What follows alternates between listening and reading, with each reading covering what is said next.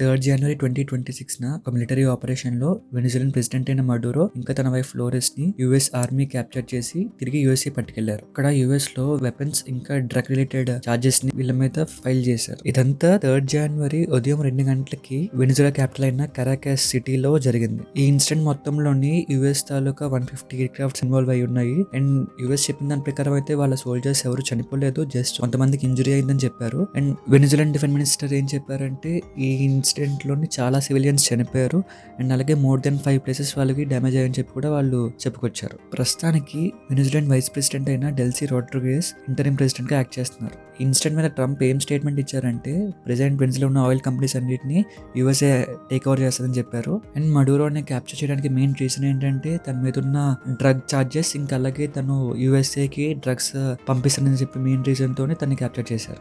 ఇలా ఇల్లీగల్ గా క్యాప్చర్ చేయడం వల్ల వరల్డ్ వైడ్ అటెన్షన్ మొత్తం ఈ ఇన్సిడెంట్ మీద ఉంది.